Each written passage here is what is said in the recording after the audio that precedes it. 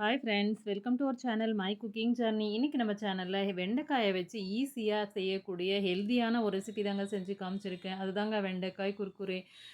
அதுக்கு நான் வந்து ஒரு 1/2 கிலோ அளவுக்கு வெண்டைக்காய் எடுத்திருக்கேங்க. வெண்டைக்காய் எடுத்து நல்லா வந்து கழுவி எடுத்திருக்கேங்க. கழுவி எடுத்து நான் அந்த வீடியோவில் காமிச்ச மாதிரி ஒரு வெண்டைக்காய் எடுத்து 2ஆக கட் பண்ணிக்கோங்க. 2ஆக கட் பண்ணி அதுக்கு நடுவில் ஒரு கட் பண்ணி இது போகிற பாருங்கள்.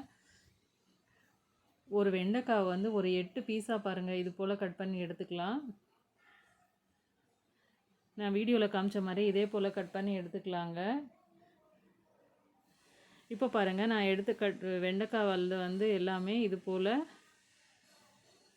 கட் பண்ணி எடுத்துக்கிறோம்.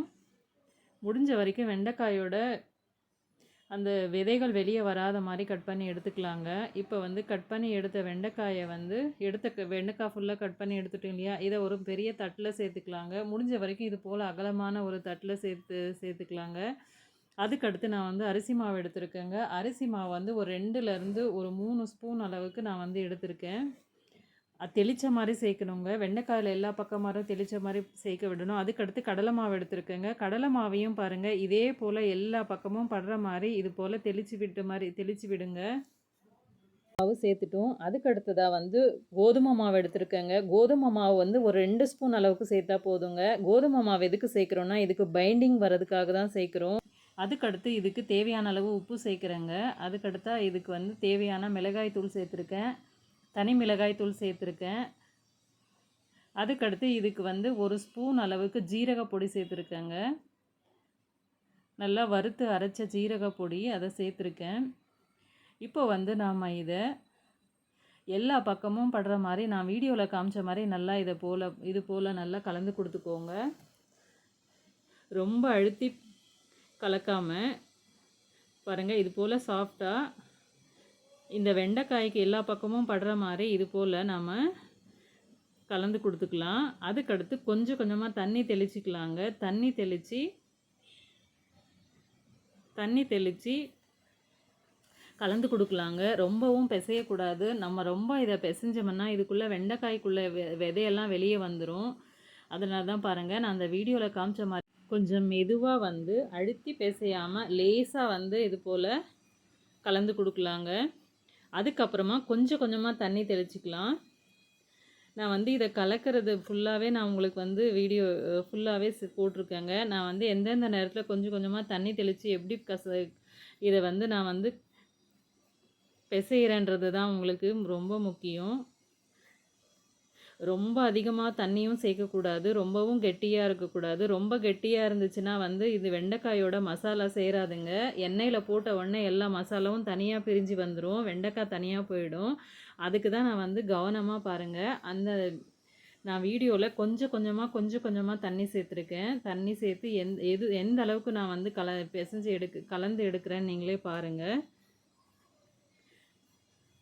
இப்போ பாருங்கள், நம்ம இப்போது இதை கொஞ்சம் கொஞ்சமாக தண்ணி சேர்த்து கீழே இருந்த மாவு வந்து எல்லா பக்கமும் எடுத்து நம்ம வெண்டைக்காயில் படுற மாதிரி நம்ம கலந்து கொடுத்துருக்கோம். இப்போ பார்த்தா இதுக்கு வந்து வெண்டைக்காய்க்கு வந்து கொஞ்சமாக அங்கங்கே பிடிக்காமல் இருக்குது. அதனால் இப்போ வந்து இந்த நேரத்தில் வந்து நான் வந்து கடலை மாவு சேர்க்குறேங்க. எக்ஸ்ட்ரா சேர்க்கும்போது கடலை மாவு சேர்த்துக்கோங்க கொஞ்சம் அதிகமாகவே.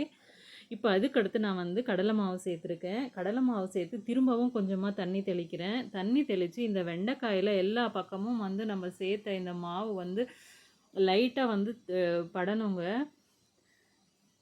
அப்போ தான் நமக்கு வந்து நல்லா கிடைக்கும். அதிகமாக மாவு சேர்த்துட்டாலுமே உள்ளே இருக்கிற வெண்டைக்காய் வேகாது.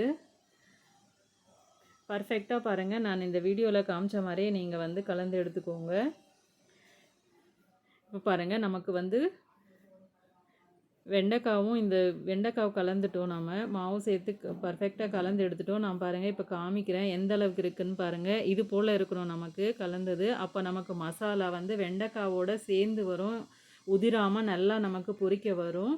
இப்போ வந்து ஸ்டவ் பற்ற வச்சு நான் வந்து கடாய் வச்சுருக்கேங்க. கடாயில் எண்ணெய் வச்சுருந்தேன். எண்ணெய் நல்லா சூடாகட்டும். எண்ணெய் வந்து ரொம்பவும் சூடாகக்கூடாது, மினிமமாக பாருங்கள். ஃபஸ்ட்டு போடும்போது வந்து எண்ணெய் கொஞ்சம் லைட்டாக சூடாகிருக்கு, அதனால தான் கொஞ்சம் நேரம் விட்டுட்டேன். அதுக்கடுத்து பாருங்கள், இப்போ சேர்க்குறோம் இல்லையா, இப்போ வந்து கொஞ்சம் கரெக்டாக இருக்குது எண்ணெய்.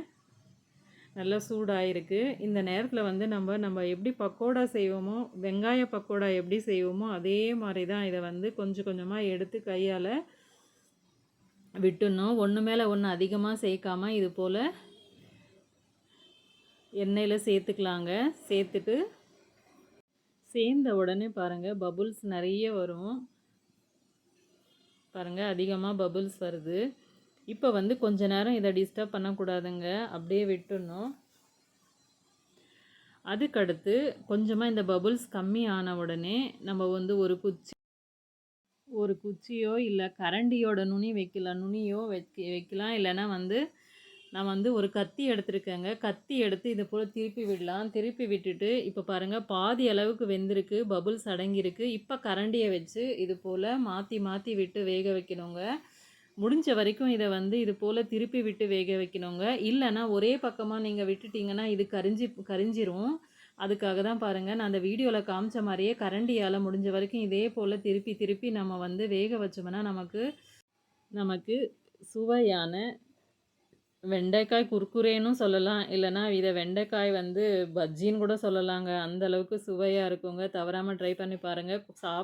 வெண்டைக்காய் சாப்பிடாத குழந்தைங்களுக்கு வந்து இது போல் செஞ்சு கொடுத்தீங்கன்னா நீங்கள் வந்து நல்லா விரும்பி சாப்பிடுவாங்கங்க. நம்ம வெண்டைக்காயும் நான் பாருங்கள் போட்டது நமக்கு வெந்து வருது. ரொம்ப ஈஸியாக இருக்குங்க. தவறாமல் ட்ரை பண்ணி பாருங்கள். எப்போவுமே வெண்டைக்காய் பொரியல் தான் செய்வீங்க. பொரியலுக்கு பதிலாக இது போல் செஞ்சிங்கன்னா ரொம்பவே நல்லாயிருக்கும். இப்போ பாருங்கள் நமக்கு கரெக்டாக பொரிஞ்சு வந்துடுச்சு வெண்டைக்காய். இப்போ வந்து இதை கரண்டியில் இது போல் மாற்றிக்கோங்க. எண்ணெய் ஃபுல்லாக நல்லா நீட்டாக வடித்து எடுத்துக்கோங்க. அருமையான நமக்கு வெண்டைக்காய் குர்குரே ரெடிங்க. இப்போ பாருங்கள் நான் வந்து கையில் ஒன்று வந்து எடுத்து நான் உங்களுக்கு நசுக்கி காமிக்கிறேன். எந்த அளவுக்கு வந்து இது இருக்குன்னு பாருங்கள்.